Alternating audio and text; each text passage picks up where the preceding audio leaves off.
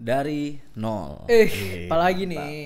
Kita mau ngomongin tentang kenapa kelas menengah suka ngutang sama flexing. Aduh, sebelum suka ngutang sama flexing, suka subscribe dulu kan ya? Nah, boleh. Lu mau iklan dulu kan? Yoi, ini mau sponsor di channel Theo Dery. 99% orang Indonesia tabungannya itu di bawah 100 juta rupiah. Maka permasalahan di Indonesia itu bukan investasi, tapi earning power. Ini yang akan jadi game changer pertama dalam membangun kekayaan. So buat kalian semua yang pengen memperbesar atau memperbanyak sumber income, gua buat yang namanya kuliah realistis. Kuliah yang fokusnya ajarin lo cara cari duit. Cek langsung YouTube membership di channel Theo Dery dan mari belajar sama-sama di kuliah realistis. Nah, as usual, Ya. terima kasih ya sudah berapa ya? Hampir 500 orang ya bergabung Betul. menjadi mahasiswi Realistis. kuliah realistis dan kemarin happy banget. Banyak yang private DM ya. Kemarin tuh ada yang udah jalanin usaha, ada yang udah mulai bikin konten, gue seneng banget. Betul. Artinya apa? Kalian gak cuma nonton tapi kalian praktek dan gue yakin pelan-pelan ke depan pasti akan ada hasilnya. Bener. Bahkan kemarin ada yang spill omsetnya teh. Cuman kita pengen promosiin, dia bilang jangan dulu. Iya, kok, janganlah ya, udah itu private aja. Iya. Makanya jangan nanya-nanya kok Theo udah kelas kapan, nggak ada. Nggak ada, Ada membership ini doang. subscription aja.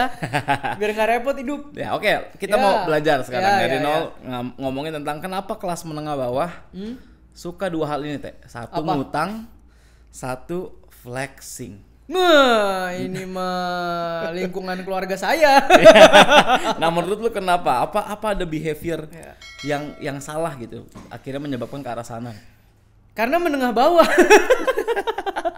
Gimana ya? Jadi kita harus tahu dulu di lingkungan ekonomi yang berbeda, itu pemikiran orang tua, Oke. historical dari atas, obrolan di rumah, Ya. sampai ke tingkat intelektual dan pola pikir itu beda semua. Oke, contohnya Obrolan di meja makan, gue nggak ada meja makan bahkan. di lantai biasanya. Iya. Pakai tangan gini. Iya, di lantai nggak ada meja makan gitu kan. Tahu ya, gue orang tua juga divorce, berarti kalau duduk aja udah kurang satu tuh. Iya. Kalau lu biasa ngobrol bertiga, Ini gue kurang berdua berdua. gitu ya. Jadi beda. Udah gitu dengan struggle yang berbeda. Kalau keluarga gue deh ya, menengah bawah di Mangga Besar, Gang Pepaya itu tuh, kan nyokap gue juga papanya atau kungkung gue tuh meninggal muda. Oke. Meninggal muda berarti kan omah gue single parent juga. Sama ya. Single parent yang akhirnya membesarkan nyokap gue sendirian, yang nyokap gue bahkan tidak bisa kuliah. Kalau gue kan masih nyokap ada tabungan uang pangkal, kita fight. Iya. Nyokap gue tidak bisa kuliah I see. karena memang tidak ada dana sama sekali. Nah, dia itu orang yang sangat pintar juga. Oke. Tapi lu bayangin obrolan omah gue sama nyokap gue dulu seperti apa. Berarti kuliah aja udah gak ada. Oke. Obrolannya apa? Udah yang penting makan cukup, kerja ya baik-baik. Ya. Dulu malah dikasih taunya kerja apa aja dah. Mulai jadi sales mobil kayak apapun, yang penting punya penghasilan dulu per bulan. Oke. Boro-boro ngomongin investasi. Ya buat kebutuhan hidup aja susah Iya. ya. Dan sudah biasa kalau ada yang nggak cukup berhutang. Ah, Kalau nggak nyari di mana? betul. Dengan tidak ada kolateral, lu mau minjem ke bank aja nggak bisa. Orang kaya nih kurang duit, mau minjem ke bank bisa jaminin rumah. Betul. Orang punya aset. susah nggak bisa jaminin apa-apa. Era dulu ya, jangan ngomongin pinjol di sekarang nih. Iya, pay letter gitu-gitu ya. Nah, ngerti kan? Kenapa jadinya orang zaman sekarang banyak yang pinjol? Karena sekarang bahkan lu bisa ngutang tanpa harus ada kolateral. Tanpa ada jaminan. Betul, dan kebanyakan orang menengah bawah itu dalam kondisi di mana penghasilan per bulan mereka tidak bisa menghidupi dirinya dan keluarganya. I see. Entah mismanage keuangan, entah memang penghasilannya kekecilan. I see. Antara dua itu. Tapi menarik deh. Apakah berhutang itu benar-benar karena ini ngomongin kelas Ya. menengah ya? Benar-benar karena memang tidak cukup akhirnya harus berhutang, atau memang sebetulnya cukup tapi karena lu bilang tadi mismanagement Mismanage. keuangan Betul. atau habit gitu? Wah, ini udah nyampur, nggak bisa dipisahin. Gue hampir nggak pernah ketemu orang menengah bawah yang bisa menghitung keuangan. Karena kalau mereka bisa ngitung, Mereka nggak di menengah mereka nggak di sana. Karena gue pun pernah ngobrol sama nyokap, "Ma, utang bank berapa segini? Kepake buat apa sih?" Nggak bisa detailin, bro. I see. Habit-habit apa lagi teh selain yang lu bilang gitu, kalau menengah bawah yang Ya. kira-kira nge-trigger ke arah situ? Hutang. Terus kalau mereka mau beli sesuatu gitu ya, hutang tuh bukan hambatan. Hutang itu jadi solusi. Wah, Contoh, gimana tuh? Bill, gue pengen ganti handphone, tapi uang tabungan gue belum cukup. Berarti gue terhambat dong. Ya. Gue nabung dulu deh. Nanti gue beli. Ya, betul. Bener nggak? Logiknya gitu. Berarti hutang sebagai hambatan. Iya. Gue tidak mau berhutang. Betul. Nah, orang menengah bawah itu mau ganti handphone, bisa ngutang nggak? Bisa. Ini solusinya. Oh. Jadi gue ganti. Kalau tidak ada hutang, malah terhambat. Oke. Ngerti gak bedanya? Iya. Nah, pola pikir ini aja udah membuat 10 tahun lu begini, 10 tahun lu tambah miskin. Karena hutang terus. Karena hutang jadi solusi. Wah, kita nggak cukup liburan. Bisa ngutang. Wah, gue nggak cukup ganti iPhone. Bisa ngutang. Oke. Tapi kan pola pikir yang benar adalah jangan sampai ngutang untuk ganti handphone. Iya. Itu pola pikir tambah kaya tuh. Oke. Berarti kalau misalnya gue bisa bilang gini, karena gue ngelihat ada orang-orang yang memang gajinya secara gaji harusnya cukup, tapi tetap terlibat atau berkutik di hal yang tadi lu bilang. Betul, karena mereka tidak bisa menghitung dengan gaji segini sebetulnya taraf hidup yang bijak itu semana ya. Oke. Nggak ada acuannya. Karena nggak bisa ngitung. Kenapa? Nyokap gue juga begitu. Dulu gitu loh. Oke, Ada momen-momen yang mungkin kalau orang menengah bawah bisa mikir gini. Hmm. Gila, ini bokap nyokap gue buat yang penting kagak ada duit. Kok yang beginian malah keluar duit? Pasti ada deh momen kalian kayak gitu. Pasti sih. Pasti kan Pasti kayak, ada. Karena pengalaman. ini yang penting, lu nggak ada duit nih. Ini yang nggak penting, kok lu bisa keluar uang sebanyak itu? Pasti ada aha momen itu. Nah itu yang gue pengen tanya sebetulnya, karena di sini data ngomong ya, ada statement bilang kelas menengah ke bawah itu suka utang, nggak cuma di situ tapi suka flexing. Gue bingung, kenapa bisa kayak gitu? Satu sisi mereka nggak cukup, tapi satu sisi mereka flexing. Nah, di satu sisi orang menengah bawah itu haus validasinya kuat. Contoh, Oke. ini ngomong goblok-goblokan aja. Kita sekolah dari kelas 1 sampai kelas 6 SD. Ya. 5 tahun kita ranking top 3. Berarti kalau 30 murid lu ranking 28, 29, 30. Tiba-tiba ada kesempatan nih lu ranking 1. 1 tahun aja. Ya. Rasanya lu pengen kasih tahu kalau bisa itu satu kota tahu lu dari ranking 30 jadi ranking 1. Oke. Itu yang terjadi di orang menengah bawah. Lu pengen kasih tahu bahwa kondisi gue udah berubah loh. Gue udah gak sesusah dulu loh. Lu jangan underestimate gue loh. Lu jangan looking down gue loh. Iya. Dengan cara apa? Memperlihatkan simbolis-simbolis yang menunjukkan ada pertambahan kekayaan. Bedanya kalau orang kaya punya simbolis kekayaan, belinya dari kekayaan. Iya. Kalau orang maksa punya simbolis kekayaan dari mana? Hutang dan cicilan. Aduh, Makanya, double. sorry ya, ini gak ada maksud apa-apa. Kenapa orang gadai handphone usahanya gede? Karena orang susah itu suka banget ganti handphone. Begitu duitnya gak cukup, digadein handphonenya. Makanya 1000 cabang. Kok Andrew kalau denger kok Andrew. Iya, ini marketnya dia. Iya betul. Ini marketnya dia. I see. Nah, jadi kayak lingkaran setan dong kalau gitu. Maksudnya lu mau flexing tapi ngutang. Utang Betul. dengan hasil ya misalnya flexing dari hasil ngutang lu. Betul. Makanya lu lihat ya, kenapa dulu di daerah rumah gua Lokasari, Roksimas itu berjaya. I see. Kenapa dulu handphone iPhone harga miring berjaya? Karena semua orang begitu dapat THR, pengen pulang, kasih lihat handphone gue udah iPhone. Mungkin contoh lainnya lu dagang mobil. Lu Baru tahu begitu lebaran, mobil itu naik. naik. Kenapa? Orang cuma DP bawa pulang, kasih lihat gue udah ganti mobil, balik dari lebaran nggak dibayar. nggak dibayar.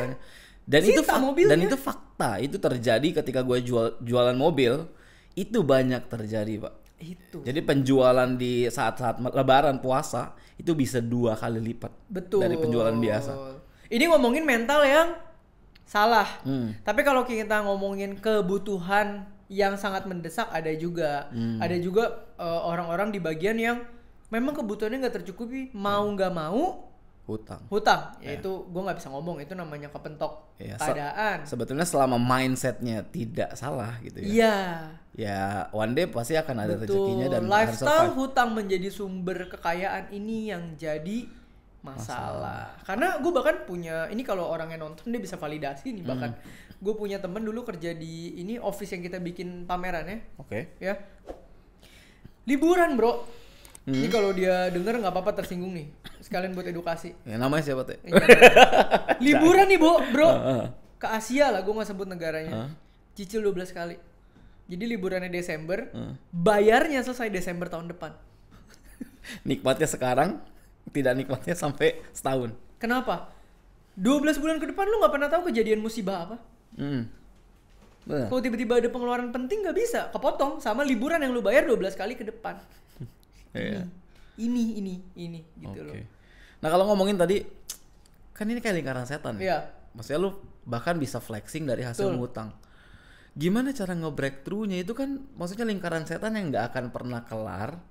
Dan maksudnya akan turun-menurun karena lu bilang lingkungan keluarga lu kayak gitu, orang itu lebih cenderung Iya. ngelakuin apa yang mereka lihat daripada Iya. ngelakuin Omah apa yang gue mereka begitu, tahu. mak gue begitu, saudaranya begitu. Nah ini kan lu sebagai salah satu orang yang berhasil keluar Iya. dari lingkaran setan tersebut. Iya.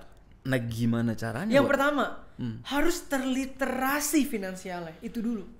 Supaya ada self awareness, ada kesadaran. Oke. Ketika gue punya kesadarannya tapi dulu nggak punya powernya, mau nggak mau yang gue lakukan harus di dalam kontrol gue, ngerem semua hal yang nggak penting.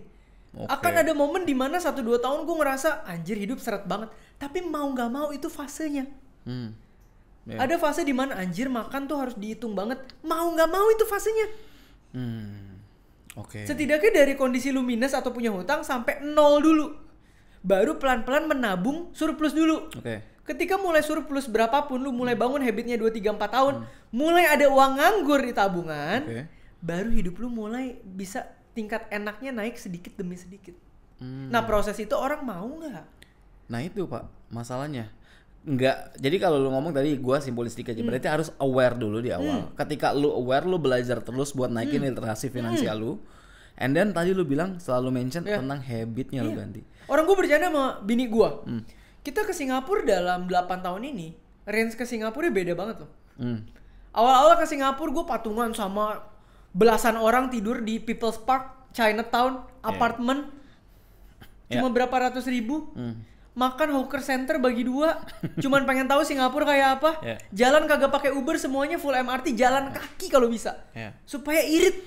Tapi pengen Singapura. Yeah. Ya mau nggak mau budgetnya segitu. Oke. Pelan-pelan mulai naik. Oh iya, tetap naik MRT, makan mulai oke, tapi nggak beli kopi di Singapura. Ya, Terus karena mahal kopinya. iya penginapan udah seadanya deh. Ya. Patungan kecil banget. Sampai sekarang ke Singapura ya minimal hotel bintang 4. Ya. Naik Uber full. Mau makan kopi bahkan gue belanja Sih udah mulai kelihatan gap perbedaannya di gitu. mana gue belanja di Iron Orchard. Gue Oke. belanja tas, gue belanja ini itu, gue bisa sekali ke Singapura habis lumayan gede. Karena memang self reward gue kemarin ke situ. Tapi gue pun ke Singapura 3-4 kali ada loh perbedaannya. Ke Singapura di level itu ya begitu. Artinya ada sesuatu hasil yang dibangun atau maksudnya habit yang dibangun hasilnya berbeda. Iya. Jadi ke Prosesnya. Singapura 4 kali dalam 8 tahun ini beda. Iya. Malah gue lebih bersyukur lagi sekarang jadi influencer. Tahun lalu gue ke Singapura 2 kali dibayarin hotel bintang 5 pak. Semalam 13 juta. Bukan cuma dibayarin, dibayar malah kalau Dibayar. kalau dibayarin udah enak. Kalau dibayar Iya. dan dibayarin itu lebih enak Iya. lagi. Dulu ke Bali. Hotel kecil banget. Udah. Yang penting kita nikmatin pantai. Ya, yang penting Mana Bali. ada makan ini itu makan yang penting Bali. Ya, Ya. Sekarang gue pasti kalau ke Bali minimal bintang 5. Oke. Apakah maksudnya flexing? Enggak. Ya. Itu proses. I see. Gue udah berapa kali ke Bali, tapi levelnya naik terus. Kenapa? Seiring dengan pertumbuhan kekayaan yang memang butuh proses. Dan di awal harus ngerasain nggak enak. Bedanya zaman sekarang adalah bisa aja kondisi gue masih kondisi yang dulu, Ya. mau nyobain bintang 5, Ngutang. gue cicil. Ngutang. Solusi yang tadi. Tapi kan di Instagram gue orang taunya Theo bintang 5. Nah itu pak problemnya. masuk lingkaran setan lagi kan, Masuk. nggak keluar lagi. Makanya gue penasaran kenapa lu bisa keluar. Tapi menurut gue nih, tapi lu boleh kontra. Ya. Menurut gue untuk aware, terliterasi finansial, plus misalkan lu mau bangun habit itu nggak cukup teh. Iya. Oh ada ini pak. Karena susah banget kan. Satu mimpi yang ngotot di mana gue pengen naik kelas. Gue nggak pengen susah terus. Nah itu apa yang nge-trigger lu gitu maksud gue. Karena tahu hidup susah nggak enak, maka gue pengen keluar dari sana. Tapi kan yang lain juga nggak enak. Nah, yang lain itu pengen keluar dari sana tidak mau prosesnya pak. Oke. Kalau gue menjalani prosesnya karena memang mau keluar dari sana. I see. Nah lu kan stay di community itu. Apa lu keluar atau gimana? Keluar kan, Kalau gue beruntungnya kan Indian akhirnya punya teman-teman gereja yang lingkungannya di atas. Kemarin kita bercanda lah sama partner satu lagi. Dulu mereka surprisein gue ulang tahun di Gang Pepaya 20 orang masuk rumah nggak bisa. Itu Mereka bawa kue di depan bengkel di pinggir gang. itu kalau masuknya harus antri. Antri. 20 orang. Nggak bisa gitu loh. Tapi maksud gue apakah gue malu pada saat itu? Enggak, karena emang gue memang masih Miss Queen ya mau gimana. Ya masih tinggal di situ ya, mau gimana? Identitas gue memang begitu ya gue terima. Oke. Tapi temen gereja yang sama kemarin bisa DM gue dan bilang, bro proud friend, lo sekarang di tempat Dedi. After Iya. berapa tahun? Berapa tahun tuh? 10 tahun. 10 tahun? Even more ya, lebih mungkin. Iya, maksudnya kalian yang mau naik kelas harus berani bayar harga tahunan supaya jangka panjangnya lebih enak. Ini kita baru ngomongin pengeluaran. Belum ngomongin yang tiba-tiba diiming-imingin mimpi. Nah, Sebulan, 2 bulan, 3 bulan jadi kaya. Mati, Pak. Nggak kena di cicilan, kena di investasi. Mati juga ujung-ujungnya. jebakannya banyak banget. Ya, ini baru ngomongin hutang flexing. Belum ngomongin instan itu loh. instan Instan lifestyle proses. instan proses yang semua orang mau bayar. Ya. Mati, Pak. Kasihan, Pak, jujur. Orang menengah bawah tuh paling kasihan. Nah itu makanya segmen ini dibuat biar gimana caranya ke menengah bawah bisa nge-breakthrough dan memutus rantai. Bayar rantai harga itu. udah titik. Bayar harga 1, 2, bertahan dengan kondisi gimana pun tiap bulan harus bisa nabung. Bertahan dengan kondisi bertahun-tahun tabungan lo harus tambah banyak. Bertahan dengan kondisi punya habit kayak gitu sampai titik terangnya mulai muncul. Momentum. Oke. Udah itu doang yang lo bisa lakuin. Lu aja sekarang lihat gua, Bill. Pengeluaran gua sama pengeluaran temen-temen yang penghasilannya mungkin 1 banding 10 sama gua. Ya, 10%. Mirip-mirip, Pak. Bisa lebih gede yang 10%. Ya, betul. Tapi apakah menabung itu masih relevan? Kan banyak yang bilang Iya. sekarang nabung udah gak relevan. Yang Iya. sekarang investasi. Kalau sudah punya kapital, menabung gak relevan. Modal ya? Modal. Kapitalnya Misalnya ngomongin sekarang uang. kapital uang nganggur. Lu punya uang nganggur 1 miliar. Ya nabung 10 juta udah gak relevan. Mendingan 1 miliar lu cari 10%, nambahnya 100 juta. Iya. Tapi untuk dapat 1 miliarnya harus menabung. Ya itu PR. Itu nggak ada jalan lain. Nggak ada jalan lain. Mau dipercantik gimana pun ini teori, mau dikemas gimana pun indahnya ini teori, nggak ada. Lu mau dari bawah ke atas harus capek, harus menderita, harus tahan bertahun-tahun, harus nabung bertahun-tahun, harus sadar bertahun-tahun, harus kerja keras bertahun-tahun. Titik. That's the only way. Belum lagi kalau nabung kepake duitnya. Belum tentu kepake sama lu, bisa kepake sama orang tua. Nah itu bahas di segmen selanjutnya kali ya. Iya.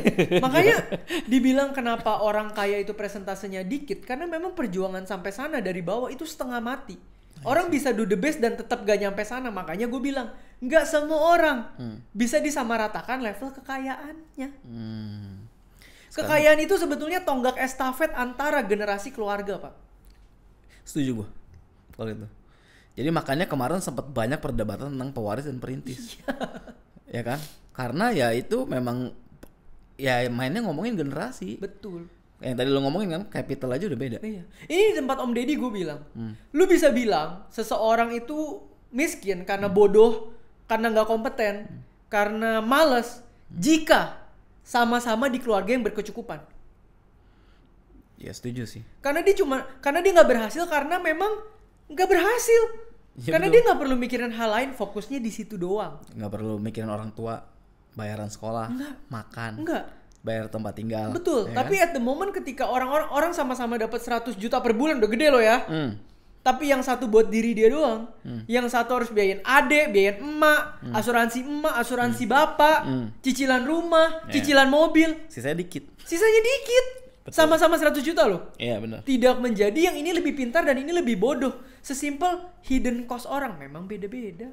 Ya, kita nggak mungkin kasih tahu semua kos kita kan. Enggak. Ini orang-orang di TikTok nih ada yang komentar, gampang nggak usah bayarin, lu coba. Iya, Coba gimana? dulu, coba gue tantang. Lu punya orang tua sakit terus lu bilang nggak usah bayarin.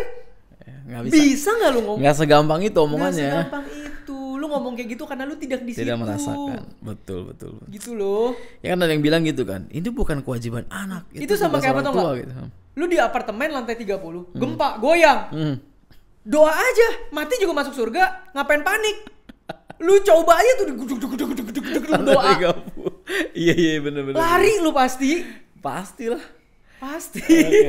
Oke, ini closing statement. Satu pesan atau encouragement lah. Gue pengen sesuatu hal yang positif gitu.